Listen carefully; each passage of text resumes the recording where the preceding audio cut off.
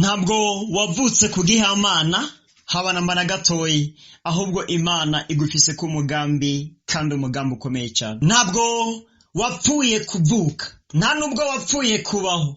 Peu importe ubuzima urimo ubwaribwo, nimba uri mu buzima ubona ko ari bubi cyane gose gusumba ubuzima bubi bwobaho, ariko umenye neza yuko wavutse ku mugambi w'Imana, kandi uracariho, uracahumeka, kuko Imana itaraheba umugambi wayo kuri wewe. Mbere ifise ishaka ryo kuwushitsa no kuwurangura, gusa ishaka ryayo nirizoshika nimba nawe udahimbagwa nuko rishika. Imana idufashe cyane, kuko benshi barica amasezerano yabo ku Mana. Benshi barangiriza ibyo Imana yabavuze ko, kuko bo ubwabo bagaragaje neza yuko batagomba kubaho bafatanije n'uwabaremye, bagomba kubaho bifatanije nabo nyene ubwabo n'ivyumviro vyabo canke n'abandi bana b'abantu, canke mbere ugasanga bagiye kugisha inama Satani umwansi mu kubaho kwabo. Ariko ndagomba kubwire ngo nimba wemera ko Imana ariyo yakuremye, ukagendera mu nzira no mu mabwirizwa no mu byagezwe byayo, icyo Imana yakuremeye kizoshika kuri wewe, kandi n'umugambi mwiza. Kristo Yesu akompera umugisha cyane. Ndabaye kaze rero mu kiganiro cyacu ijambo ry'umunsi cy'uyu munsi. Kuri uno munsi ijambo ry'Imana tuganira ko rishimangira kwiri ijambo nyene murangije kumva, yuko umwe wese ariho kubw'umugambi w'Imana, kandi ko imigambi Imana idufise ko ari myiza gusa. Imana idufashe cyane. Imana yari ikuzi utaranaremerwa mu nda ya nyoko, kandi yakuremye ngo ushitse ico yakuvuze ko. Ano majambo umwe wese ayumve kandi ayakire. Nano majambo rero akwiye kuvugwa mukavuga ngo amen. Apana ngo akira inzu nziza, si bose bagenewe inzu nziza. Apana ngo ronka visa ngo uje hanze umva ngo amen ngo zice ziba nyinshi. Apana ngo akira imigisha ngo heza ngo utunge gutunganirwe. Si twese tuzotunga, si twese tuzorangirira hanze Uburundi bwosigara bugaragara. Umviriza, si twese twoba mu mazu meza cyane gose, oya. Kuko byoca birangira yuko isi yose ihindutse mu ijuru, abantu bakaca bigumira mu isi, iby'ijuru bakabyibagira. Kandi n'ababayeho neza si bose baguma mu buzima bwiza, ibintu bigenda bihindagurika kugira ngo ntagire n'umwe iby'isi abyita ibyiwe. Abamerewe neza uno munsi ejo bazomererwa nabi, abamerewe nabi uno munsi ejo bazomererwa neza. Nuko niko bigenda bihindagurika. Mu Kirundi baca umugani ngo Imana ngo imanya umugabo ikamumanyurira uwundi. Uyu rero n'umugani wo mu Kirundi ntaho nawubonye muri Bibiliya, ariko icyo nzi neza Bibiliya iravuga ngo ubutunzi ngo buramera amababa bukaguruka, kandi ntabwo buguma mu kirere, buraguruka bukava ku muntu umwe bukagurukira ku wundi. None rero ndababwire gute, icyo nje kuvuga ni iki gusa. Nimba uri umukene cyangwa uri umutunzi, nimba uri umworo cyangwa uri umukene nyarucari, hari icyo Imana yakuvuze ko nimba ukiri muzima. Kandi naho uri mu magorwa ngana gute, ijambo ry'Imana rirakomeza rikuremesha ngo uhumure, ukiri muzima hariho ibyizigiro, kuko ngo imbwa ibona isumba intambwe ipfuye. Yesu Kristo akompera umugisha cyane. None rero kaza mu kiganiro cyacu ijambo ry'umunsi cy'uyu munsi. Ni ikiganiro kivuga butumwa gitunganywa kigashikirizwa kandi na mwene so mugakiza iradi ndiho kubgayo. Kuri mwe bwari ryambere tubana, mbahaye ikaze cyane dusangira amajambo y'Imana, kandi Kristo Yesu abampera umugisha.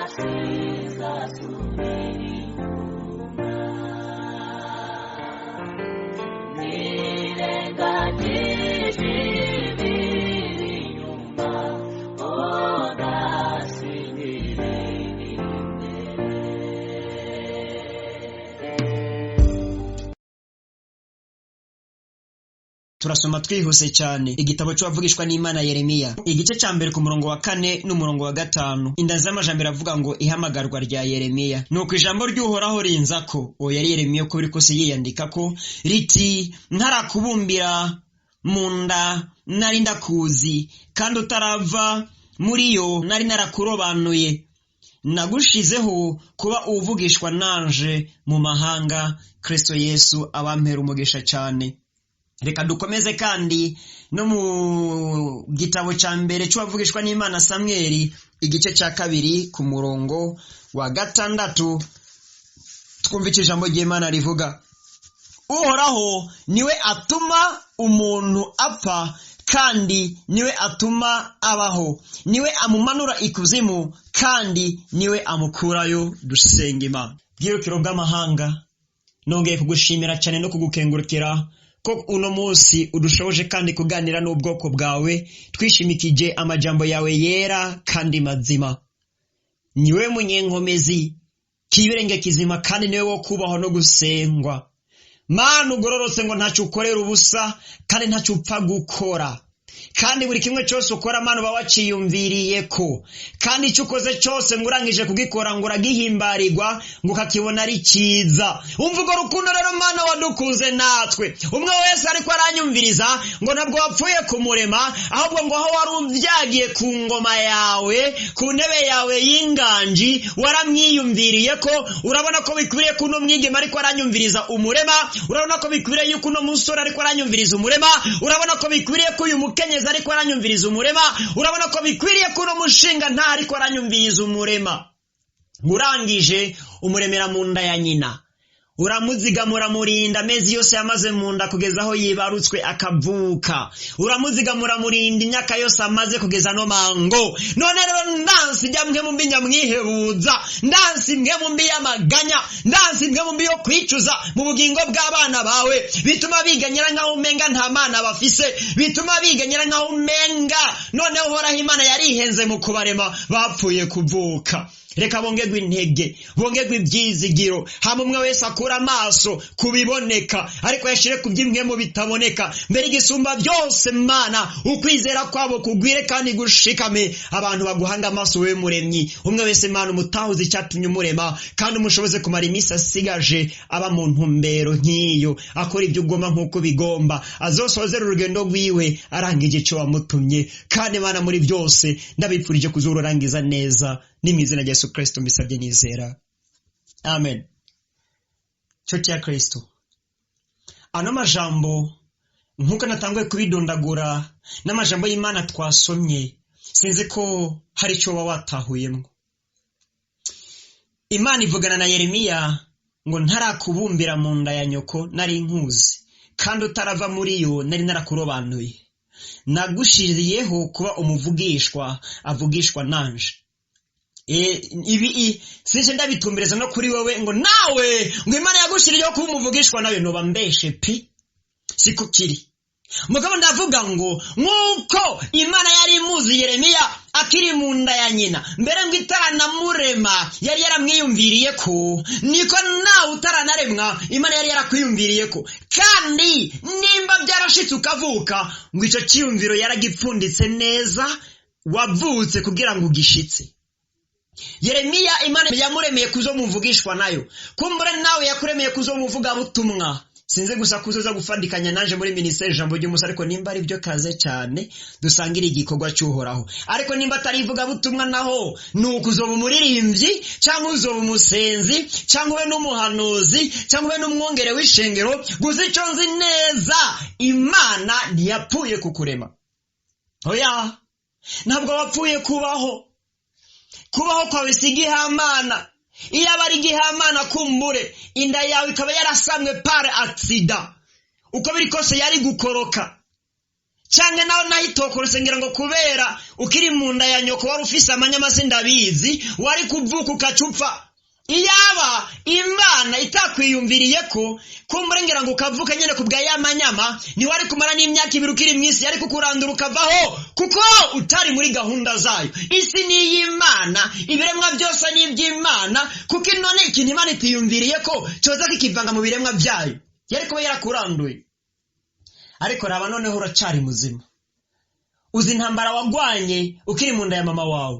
Kumbure nyoko ye baramuhaye ishano, kumbure yaragwaye ngira ngo imbanyi yawe hakagukoroka inshuro zingahe, abarozi n'abakinzi ibyo bakoze mbe ndabyirengagije gato. Mugabo Imana irakubungabunga, harimo mbere ngira ngo nabo kuvuka kwabo zabaye intambara mpaka ababyeyi bagende muri bya bibanza byo gukorerwamwo, baje kuri cesarienne kugira ngo bavuke. hari n'abavutse batageze barabundikirwa ariko ntimwapfa. Oya, umaze kuvuka kumbure mwakuriye mu bukene cyane gose, mbere ngira ngo haro n'abagize ibibazo bamaze kuvuka banyina babo baca barapfa bonswa n'abandi. Hari n'abakuze batonka bagaburirwa indya zimeze ukundi kuntu, mugabo raba ntiwapfuye uracari muzima. None kwiganyira kuzana nehe? Niukisezerano yawe umbwira ko utazasiga uzabana nanjye. Ngo Imana niyo ituma umuntu apfa kandi niyo ituma umuntu abaho. None ko itatumye upfa igatuma ubaho, uri kurambwira ngo uriho kubera iki? Ariko benshi bariganyira bakihebura baravye ubuzima barimo. Ndagomba ngo ushire umutima kuri iki, yuko Imana igufise ku mugambi, ariko umugambi w'Imana kuri wewe ntuzoranguka nimba utagendera mu mabwirizwa no mu byagezwe by'Uhoraho Imana. Imana ifise imisi yawe y'ukubaho yose mu biganza vyayo. Izi itariki yawe yo kuvuka wembere ngango ushobora kuba waranayibagiye cyangwa mbere ntunayimenye, ariko Imana yo irayizi, n'umunsi wawe wo gupfa irawuzi. Niyo igera imisi usigaje, nimba yongera ko bivanye no kuyigororokera, kuko ngo umugororose arashobora kuramba, Imana ikamwongera imisi y'ukubaho, cyangwa Imana ikayipunguza imisi yawe iwagerewe yo kubaho bivanye n'ingeso zawe mbi, kugira ngo udashishikara kugwisha abagororotsi bayo, cyangwa ngo urushize kubigisesemwa mu nyonga zayo. Burya ibisesemwa nyene n'abantu barabirandura. Urambwira mu nzu yawe yuko uzokwemera ibintu binuka ko biguma bihari, urakoropa soko nyene. Ngira ngo n'Imana iyo abantu bashishikara gucumura ikabahanura bakanka kwihana nyene irakubura. Umunyabyaha imyaka igapunguzwa birashoboka, mugabo raba uracari muzima. Naha mpagaze nimba ukiri muzima, hari umugambi Imana igufise ko. Uwo mugambi Imana niyo ubanye umaze kuvuka, ahubwo wavutse kuko Imana yari ufise. Ndagomba ngo nimba uri kumwe n'Imana koko, nimba uri mu Mana koko, mu gusenga kwawe senga uvuga uti Imana ndagomba kubaho nkuko we ugomba, ndagomba kubaho ndangura ishaka n'ubugombe bwawe. Ushoboze kukwizigira no kukwizera, ume gukura amaso kubyo mbonesha amaso y'umubiri biteye ubwoba, ariko uhumura amaso mu buryo bw'imyemo, ntaho urishaka n'ubugombe bwawe kurije. Ukaba utari mu Mana naho ntuze wihenda ngo ubugombe bw'Imana buzoshika kuri wewe, ahubwo wafashwe na Satani, kandi Satani nawe afise umugambi kuri wewe. Nimba ari nka wa mugambi Satani yarafise kuri Yuda ngo aze agurishe Kristo, burya Satani agufise ko imigambi, n'Imana igufise ko imigambi. Mugabe imigambi Imana idufise ko ni y'ibyiza gusa. Yeremiya 29:11 harabivuga neza. Ariko Satani kimuzana ngo nukwiba no kwica no gutikiza ubutumwa bwiza bwa Yesu Kristo ko bwanditswe na Yohani igice cya 10:10 hakabivuga neza naho. None rero nimba ugomba kubaho koko ukora kandi ushitsa icyatumye ubaho, jya ku Mana yawe kandi ugumane nayo, ugende nk'uko igomba kandi ugendane nayo. Imana izakugirira neza kandi iherezo rya byose rizoba ryiza, kandi uzabona umugisha muri buno bugingo n'ubugingo bw'ahazaza. Mugabo ni wananirwa kugendera mu mabwirizwa n'ibyagezwe by'Uhoraho, uzobaho ukora ikinyuranye n'icyo waremewe, kandi uzobura ikiremwa kitagira Imana umuremyi, kuko umuremyi azoba yaraguteye yaragukuye kwa maboko. Iherezo ryawe rizoba ribi, uzobaho ukoreshwa n'umugwanizi Satani mu migambi mibi yo kugwanya Imana yakuremye. Ubuzima bwawe bwose buzaba bubaye bw'imfa gusa, kandi uzopfira mu byaha uzukire no mu muriro udashira. Byose birangiriza hahandi nyene. Si byiza ko nimba kino ugitahuye wo kirengagiza. Umwe wese ariko aranyumviriza abeho arangura ishaka n'ubugombe bwe yamuremye, abeho akora icyatumye aremwa. Umwe wese ashitse icyo yaremewe, uko niko kubaho kwiza, kandi ubuzima bwawe mu minsi isigaye ntibuzoba bw'imfa gusa. Kandi imyaka yose yatakaye Uhoraho Imana arayiharira, ahubwo akaguhembera ibyiza uzokora hanyuma kugeza ku kurangiza kwawe. None rero ndagomba ngo imyaka usigaje uri muzima kuri nosi itabaye imfa gusa, ahubwo uyimare urangura ishaka n'ubugombe bw'Imana yakuremye, mbere uzanayisozere usozereye icyo Uhoraho Imana yagutumye gukora kwisi. Kristo Yesu akumpera umugisha, nk'umuyera kumpera inkomezi.